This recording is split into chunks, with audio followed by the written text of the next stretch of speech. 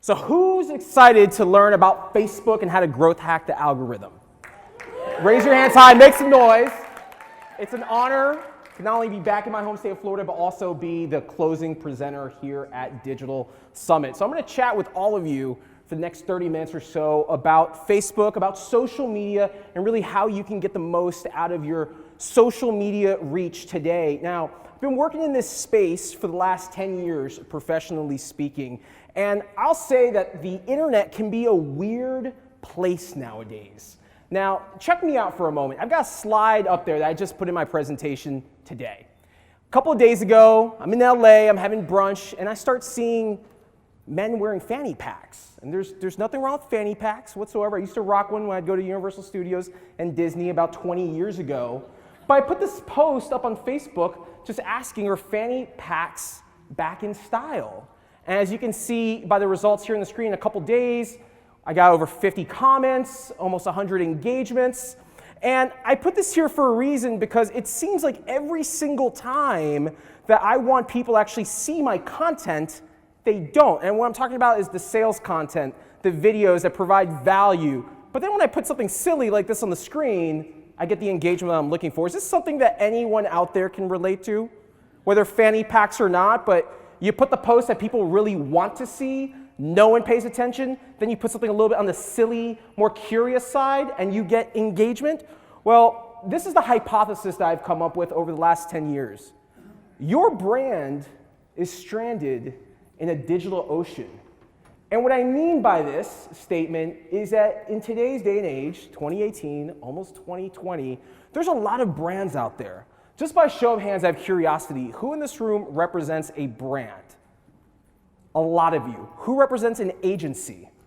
A lot of you. Who here has a personal brand on social media? Almost all of you. Guess what? We are all cannibalizing attention digitally and essentially competing with one another for this attention. So my brand, my agency brand, the companies I've worked for over the last several years, your companies, your agencies, we are all in this digital ocean striving for what? Attention. Now, once again, my name is Carlos Gil. I've had the distinct honor and pleasure of working for several notable companies that you see up here on the screen, most notably Winn-Dixie. Right here in Florida, I started social media for Winn-Dixie back in 2012 when I was living up in Jacksonville. From there, I moved on to work for Save-A-Lot. Then I went to go to the West Coast to work for LinkedIn before working for my last company, BMC Software, and most recently I started my agency, Gill Media. And I can tell you that there's this fact that doesn't get spoken about a lot in brand marketing and the social media space, and that's digital pirates. What is a digital pirate? A digital pirate is essentially someone that's stealing your market share away from your customers. And one of the things that I'm going to share with you here today is not just how to leverage Facebook and create better content and engage your community, but really how you can reclaim organic engagement back. Because the smartest brands out there, the most intelligent brands, and the ones that have the most capital are recognizing that today through platforms like Facebook and LinkedIn and YouTube and Twitter, you can reach competitors' customers. And an example of that you see here on the screen is Wendy's.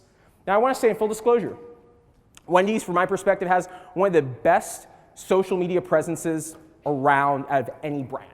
So my hat goes off to them. But these guys are savage AF. And you see, when IHOP recently rebranded from IHOP to IHOB, what did Wendy's do? They went out, they got cute, and they posted on Twitter, as you see here behind me, can't wait to try a burger from the place that decided pancakes were too hard. Yikes. If you really want to have a good time, I suggest that you follow Wendy's and you start seeing what they're posting. Because while we as marketers see it as savage, what do consumers see it as? They have personality, right? Why is it that you want to follow a brand? It's to be engaged. It's not to be sold to. You want to follow a brand because they have the persona. They act as a human, which is something I think a lot of us marketers have lost sight of. Why is that? We sit in boardroom meetings with our clients. We sit in boardroom meetings with our CMOs, our executive team. And we sit in these meetings and we're constantly told this sale's coming out. This promotion's coming out. We have to do this. No one's ever sitting in a boardroom. Think about this for a moment. No one's ever sitting in a boardroom saying, how do we have fun online?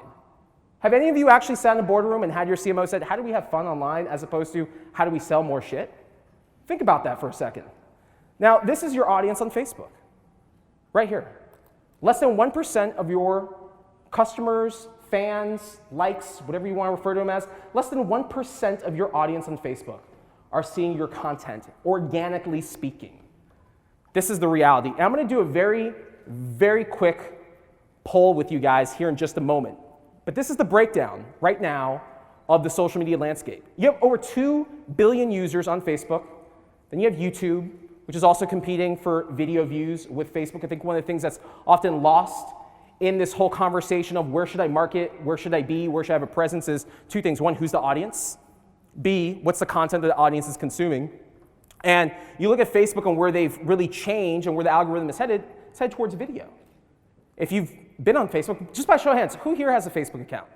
Out of curiosity, almost every single person. Does anyone here not have a Facebook account? No one.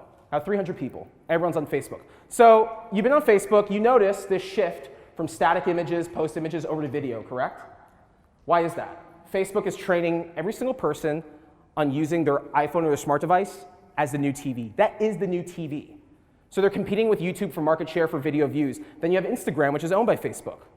Instagram is very quickly becoming the go-to social network for millennials. Stories, maybe that's conversation for 2019, once we've evolved even more. Stories have become the new news feed. And then you have Twitter, Snapchat, I could go on and on. So think about that digital ocean that I mentioned.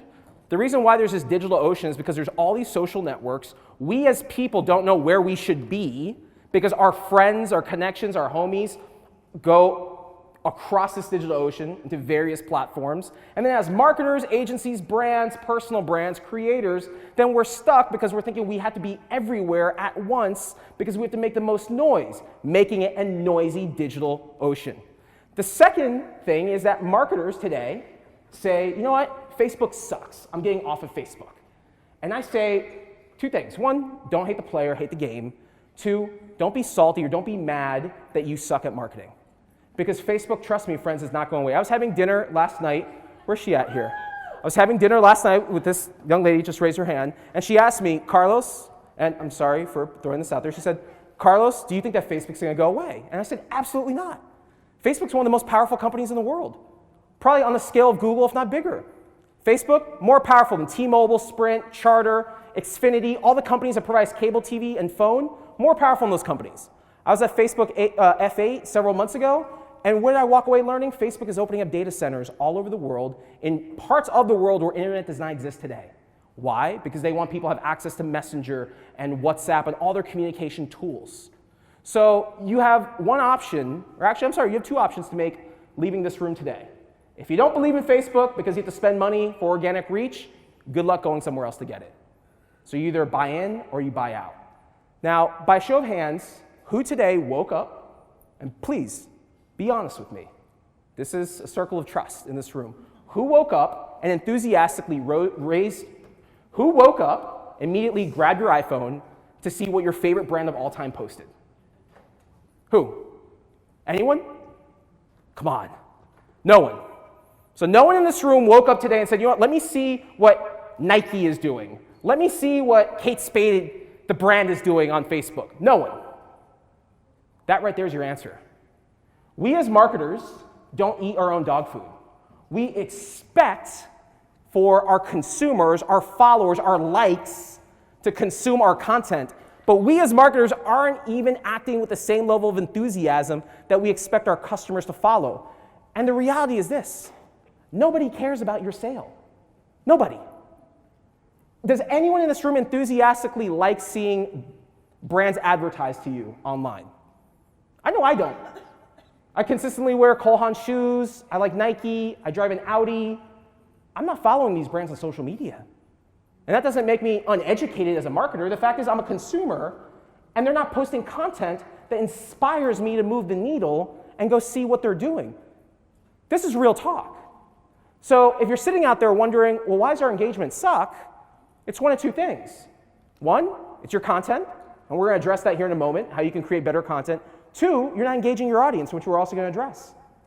Now, I look at social media today very similar to Tinder. For those of you that are familiar with how Tinder works, and for those of you that don't, I'll kind of break this down to you in marketing and sales contacts.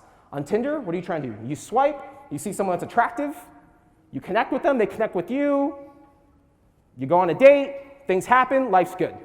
Marketing, sales, happens the same exact way. In marketing, you're trying to find one person at a time to sell them your products, your goods, your services. So if you start thinking less about all these numbers, most recently I was with a client, and she says to me, Carlos, we have 30 million social media followers across the globe, but our engagement's really low. And I looked at her and said, you really don't have 30 million followers on social media. You might have 300 if you're really lucky. And what I meant by that statement was 300 people who are actively engaged. 300 people that when you post a tweet, a Facebook post, they're actually looking and seeing and commenting, engaging and sharing. Because if they're not taking any of those above actions, then you don't have a follower. You have a number. You have a number that means absolutely nothing to your company. So I advise all of you, first of all, make sure that wherever you're at on social media, you go where your audience is. Step number one. This is social media 101 from maybe 6 or 7 years ago. If right now you're not seeing the engagement that you want on these platforms, you should really reevaluate, is this the best use of our time, resource, and dollars? You don't have to be on Snapchat. You don't have to be on Instagram. You don't have to be on Facebook just because you read a TechCrunch article.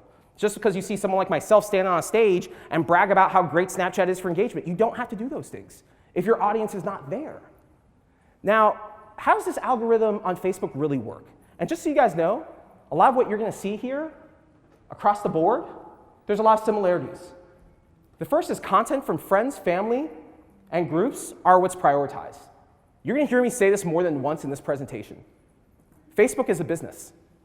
And Facebook is in business to get your ad revenue. So when you sit there and you say, wow, our engagement and our reach is really, really, really low, but we have all these people that like us. Yes, congrats. You did what I was doing at Winn-Dixie about 7 years ago. You were either buying followers, or you were partnering with other companies that were helping you get followers, or you were on this follower acquisition campaign, whereas today, you should be on a customer acquisition campaign. And you don't grow your customer base, whether you're in B2B or B2C, by thousands or millions at a time. Again, it goes back to, think of marketing and social media like Tindering. It happens one person at a time. So with this being said, Facebook content today that's prioritized comes from who? Everyday people. The fanny pack post, right? I put this really silly post out there, gets over 100 engagements. I guarantee you if I put that same post on my Carlos Gil business page, or if I wanted to my Gill Media agency page, it probably wouldn't get that engagement. Second is, I'll repeat, Facebook is a business, and they want your advertising budget. 3 is engagement-based posts. Let's talk about this for a moment. How many of you out there, again, please be honest with me, how many of you out there, when you either currently put a post on Facebook or you've done this in the past, you ask people to go to your website? 1, 2 people? Come on. Let me rephrase this. Yes, thank you. This is the honesty system. I'm here to help you. Facebook hates it when you say, click here to visit our website. Click here to learn more. Download our app. Share this post. Comment on this post. Like this post. Your content, ladies and gentlemen, should be so damn good that when people see it instinctively, they say, wow, I need to share this with all of my friends. I need to brag about it and tell people because this is good. For example, next door, 30 minutes ago, I saw my friend Brendan Walsh. Brendan, please raise your hand so these folks know who you are. Brendan, thank you. Brendan posted a video from Red Bull that was, from 2012 of an astronaut jumping out of an airplane. You guys remember that? That's good content. That subliminally sells Red Bull because it's Red Bull branded, but nowhere in that ad are they saying, go buy Red Bull cans at your local 7-Eleven or your local Publix. But it's Red Bull branded content. So this notion of engagement bait needs to go away quickly. Let your content be so good that people instinctively and organically want to share it. Now, you're probably saying, well, yeah, let's face it, Carlos. I'm in business. I need to sell. I need to get customers. I get it. Everyone in this room's in business. So how do you get people to go to your website?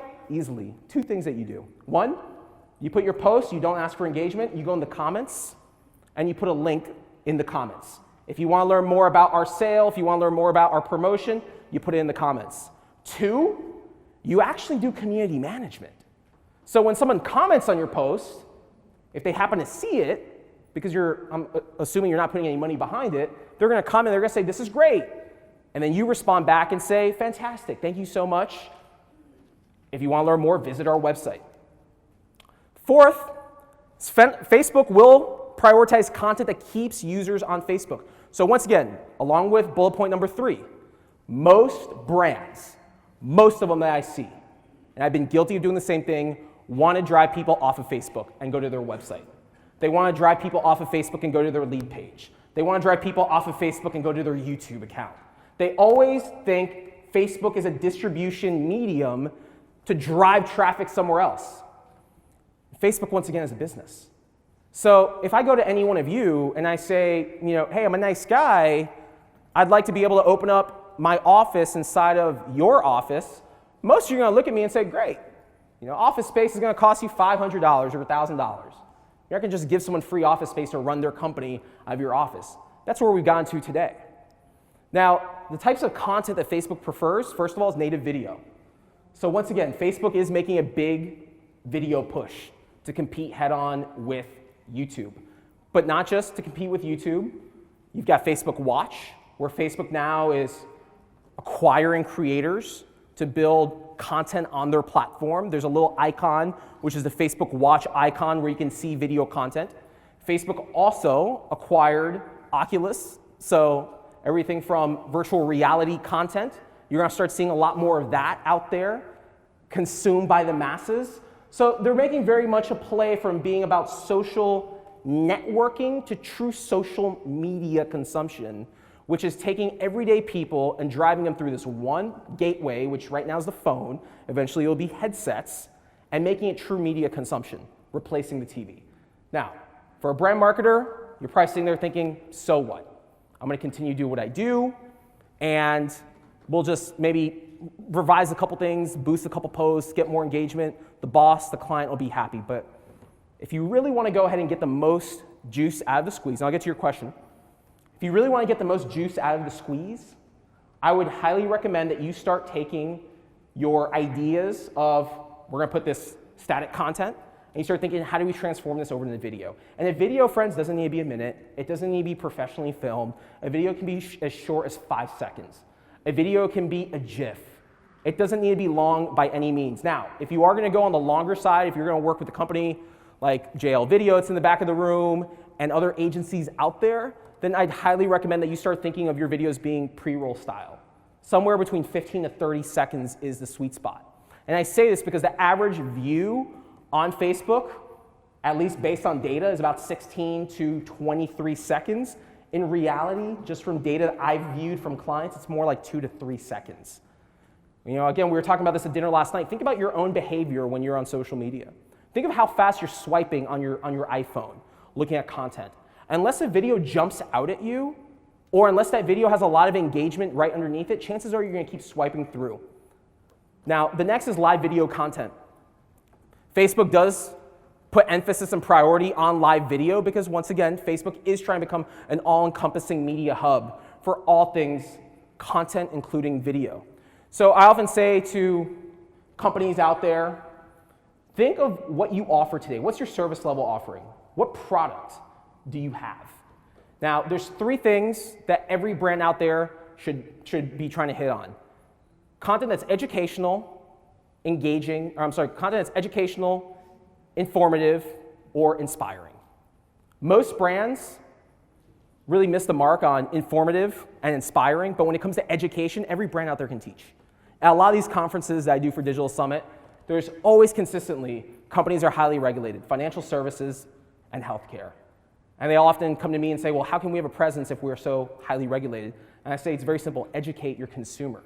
Whoever you're selling to, try to educate them. Think through, at your company, who are the influencers within your own organization? On social media, who are the influencers that are engaging with your brand? Reach out to them. Have them create Facebook Live content. Promote, do cross collaborations with influencers and creators. These are ways that you can do Facebook Live without necessarily having to spend large sums of money or without having to go ahead and do much work. Posts which ignite conversation. Goes without saying. If you have a post that within the first 4 to 6 hours is seeing high amounts of traffic and engagement, Facebook's algorithm now is going to think that your post is really important. So this is really important to know because what happens is brands will miss the mark. They'll put a piece of content out, then they'll go back hours, if not the next day, and they have these comments on their posts, and they're not engaging with them. And they fail to recognize that for every time someone comments on your page and you comment back, that counts as engagement. You're now, in a way, tricking the Facebook algorithm to think that your post is more important than it might be to the masses. So post with a lot of likes, comments, shares, which is engagement. If you guys really want to know how to growth hack the Facebook algorithm, write this down, because this is really secret sauce and really important here. Every single time someone goes to your page and comments, like that post immediately. Almost immediately like their comment and comment back. Because now, that's 2 additional engagements on that one comment. Anytime someone likes your post, go in the comments and thank that person. Even if it's not your brand account, take your community manager that works for your company and have your community manager go in the comments and thank Brendan Walsh, for example, or whoever commented on your post. Because once you do this more, now Facebook perceives that post to be more relevant and more engaging because there's more comments, there's more likes happening on there. Now, what type of content does Facebook not like? The first is content that's overly promotional. So once again, if you're posting content because, I'm going to put on my hat from the Winn-Dixie days, because there's a 3-day sale happening this weekend, or you're a car dealership and you have these new vehicles that just came in and you want to drive people in the door, and you say, hey, come buy from us, guess what's going to happen? Facebook is going to downgrade your post. They're not going to serve it up organically to a lot of people, and they're going to make you pay for it. The next is clickbait or fake news, which in the world for most marketers and most brands, they're always thinking of how do we get catchy? How do we have this catchy title that's going to make people jump off of Facebook and go to our website? They perceive that as clickbait. Don't do it.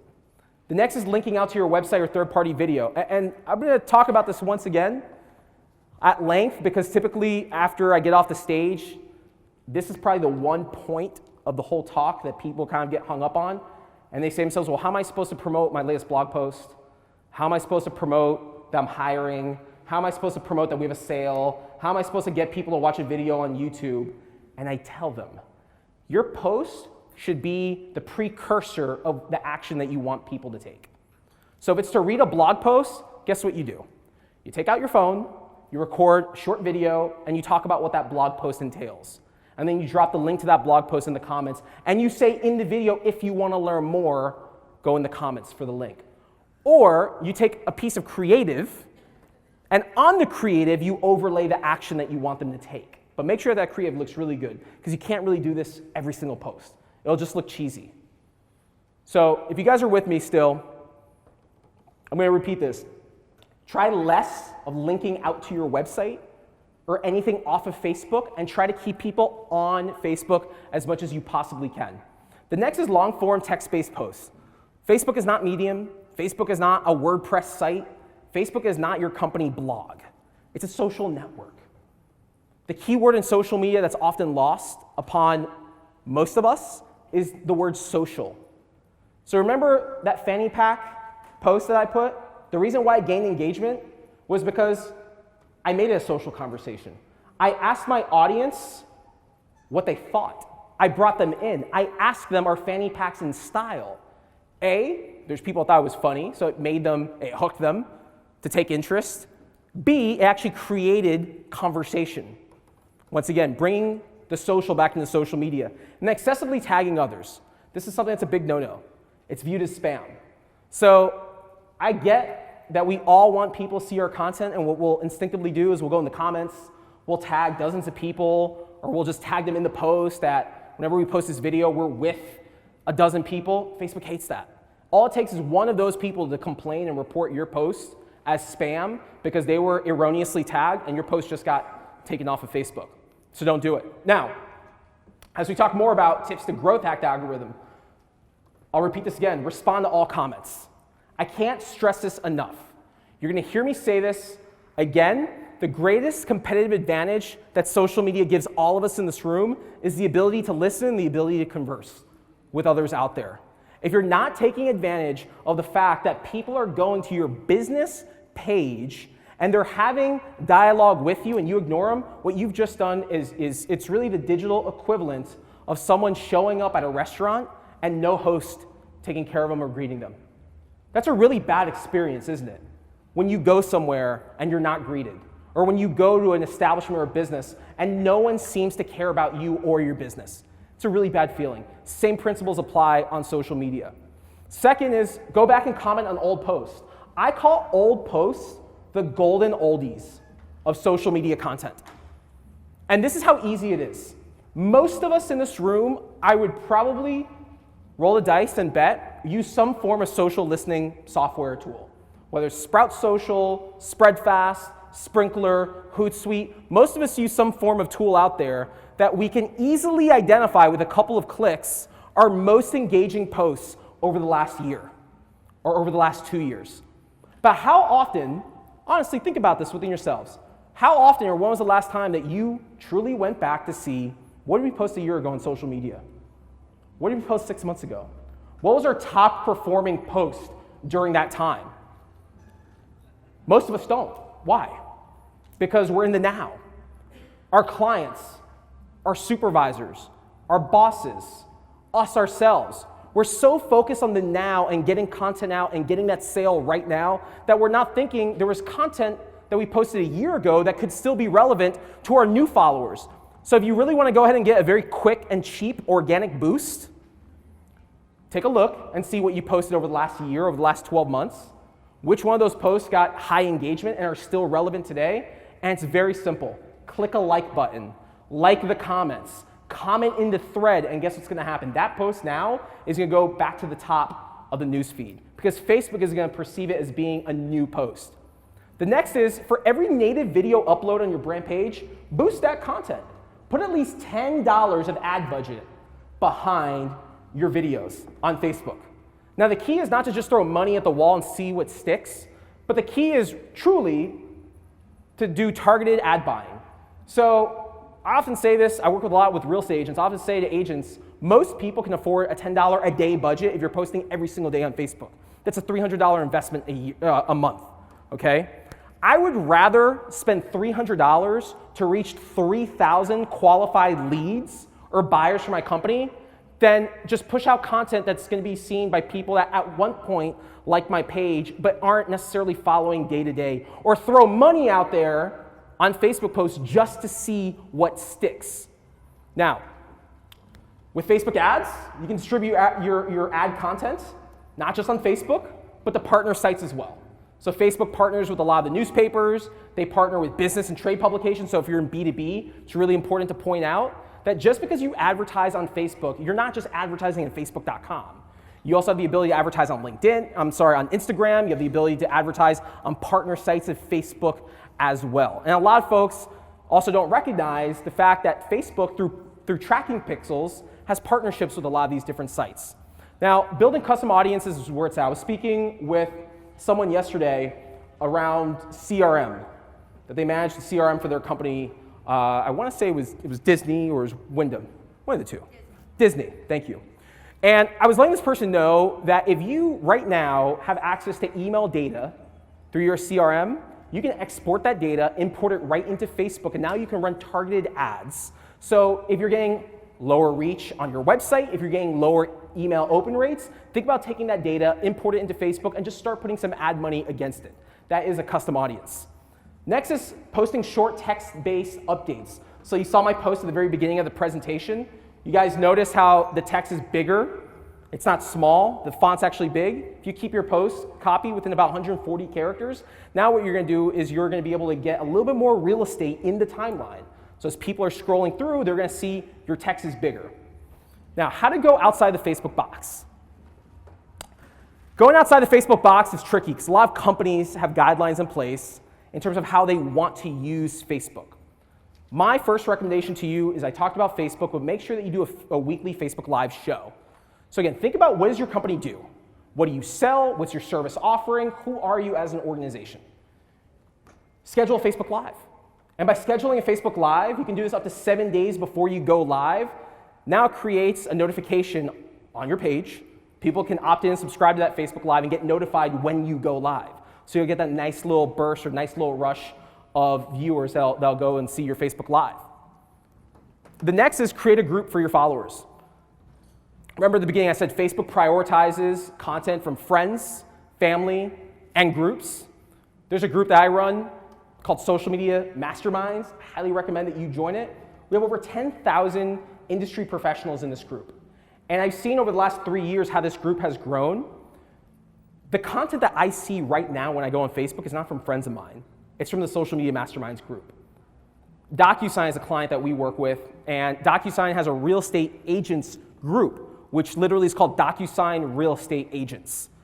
Every company out there should be thinking about how do we get our most engaged fans, so not the masses, not the hundreds or the thousands, but how do we use social media to really identify who's our most loyal fans and followers and get them into a group.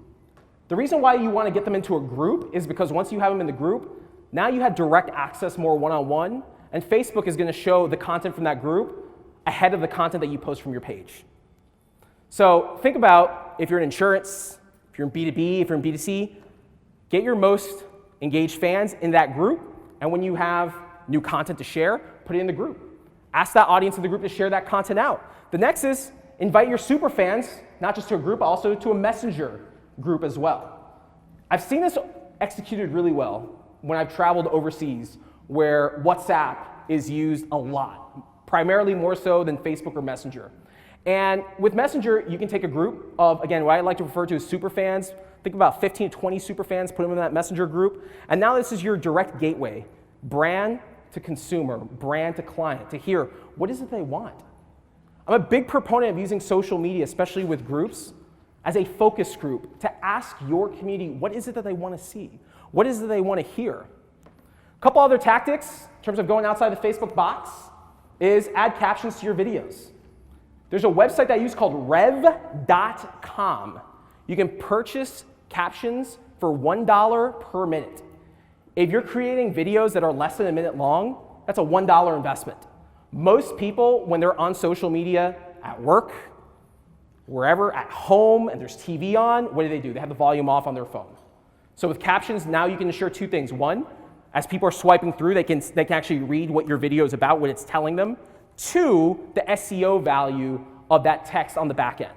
So if you have captions in your videos, Facebook crawls through, they see that there's certain keywords, and now they're going to be inclined to go ahead and serve that video up to more people organically. The next is a messenger bot. So I'm a big fan of messenger bots because, let's face it, most of us don't have the resources to ensure that we have people sitting at a desk responding to people throughout the day. We're challenged. We're challenged with resources. So you can set up a messenger auto-reply bot, so any single time someone goes to your page and they click on that send message button, they're going to get an auto-responder. It's going to reach back and say something along the lines of, sorry, we're away from our desk right now. How can we help you? Or better yet, if you do have a campaign that you're running at the moment, you can have that bot program to drop a link in the chat dialogue to then drive people back over to your website. So as we look to wrap up, there's a few key takeaways that I want to share with you. The first is have a strategy. So this goes back to something I said earlier on in this talk. Really analyze when you go back to your offices, why are you on social media? What do you want social media to do for you? And who are you trying to reach? Once you answer those questions and you do your own audit, you're then able to determine, is Facebook the right medium for me? Or maybe we should be going all in on Instagram or all in on Twitter. Second is schedule and promote Facebook Live content. So next time you think about doing a Facebook Live, instead of just doing it impromptu and going live, really sit through and plan it out. Plan out, storyboard it, have a beginning, a middle, and an end. I'll share with you at BMC Software, when I was there, we were using Facebook Live to empower our human resources department to use Facebook Live as a way to talk about job openings. We would go ahead and we'd partner with the executive level team to do a weekly Facebook Live to talk about why BMC is a cool place to work. These are things that you can be doing right now.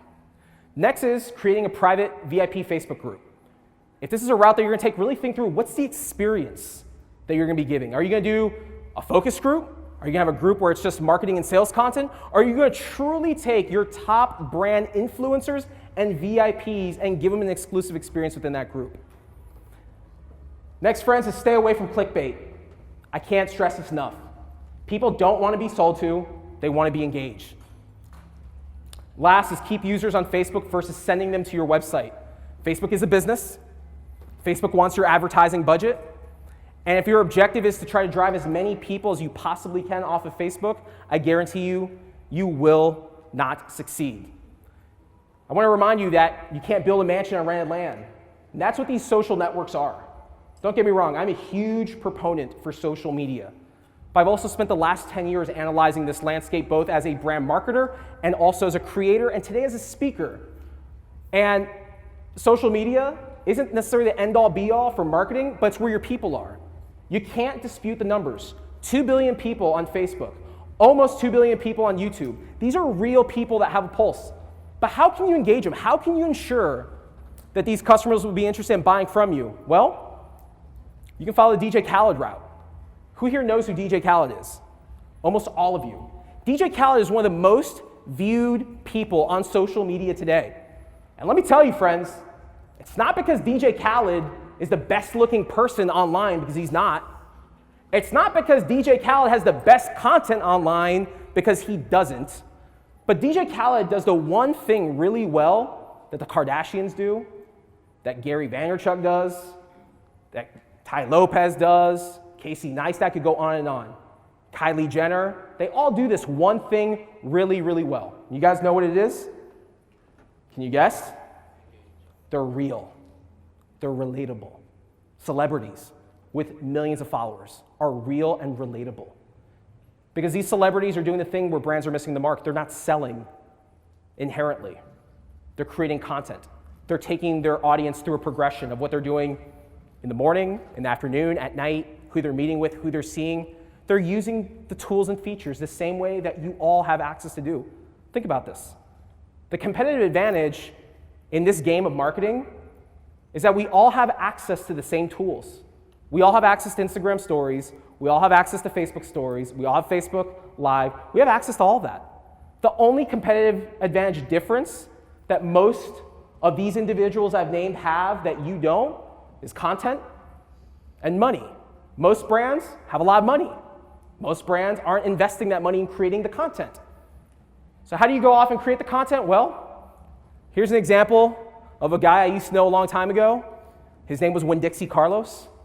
He used to run social media for a brand that many of you probably know here in your backyard, Winn-Dixie Supermarkets. When I went to work for Winn-Dixie, 3 months before we ever launched our Facebook page, 3 months before we ever sent our first tweet, I looked at our CMO and said, you know what, Mary, I'm going to start up an account on Twitter just for myself. And to share with you guys here in the room, selfishly, I did this for a couple different reasons. One, I knew I wasn't going to work at Winn-Dixie my entire career. And I didn't necessarily want to have a lot of Winn-Dixie content all over my personal social media accounts, because I knew one day when the honeymoon was over, because that happens, as you guys know, in corporate America, I knew that one day when that honeymoon was over, I was going to have a lot of content for my employer on my feed. Two, I also knew I needed to be able to have tools that I could speak on behalf of the company about what we do and what the audience that we're serving. So I created this account. I essentially, in 2012, became an influencer for the company that I worked for. And if you really want to know where social media is headed, and this will probably be my 2019 talk, people are tired of the logos. They're not wanting to speak anymore to the Nike checkmark. They want to speak to the Nike consumer. They want to speak to the blogger that represents and wears Nike. So you're all influencers. Every single one of you work for a company. Every one of you have the same competitive advantage and access to the same tools that I had in 2012 and that I have today. Most people aren't using them. So when you think back about that DJ Khaled example that I had on the screen, every brand should be more like DJ Khaled and less a brand. What I'm really trying to say to you is stop selling, start socializing more. Spend more time and money listening to what's being said about your brand. This is the last note that I'm going to leave you guys with because I know it's late, and I think happy hour waits on the other side of this. But most brands miss the mark on this one critical aspect, which is listening to what's being said about my competition, what people are saying about my brand, and what people are saying about my industry. We're so wrapped up and focused in selling and getting across the finish line to get to that sale that we're ignoring the people that are speaking about our brand every single day. I see it. I could go right now and just type in any single brand, and I guarantee you that Target isn't responding to every person that tweets at them. Walmart's not responding to every person that checks in on a Foursquare at Walmart. Champ Sports isn't now looking to see who's shopping at Finish Line at the Tampa Mall up the street. They're not doing it. Let's talk about advocacy for a moment. Are you truly building advocates at your company, or are you just wanting to make that sale? So I'm going to show you a live demonstration before I wrap up of how social media should truly be done. And I'm going to ask you a very honest question here. Let's pretend for a second that I am your favorite brand that you follow on social media. Okay? If you got any value whatsoever from this presentation, please stand up. Okay. Thank you, by the way. Yeah, no pressure. So here's how social media works. You're my advocates, right? You got value from this brand that you see on the stage. So I'm going to ask you, who are my advocates? And you're going to respond with, I'm your advocates. Great? Who are my advocates? Louder. Who are my advocates? Louder. Who are my advocates? You all are my community. Thank you so much. I appreciate you.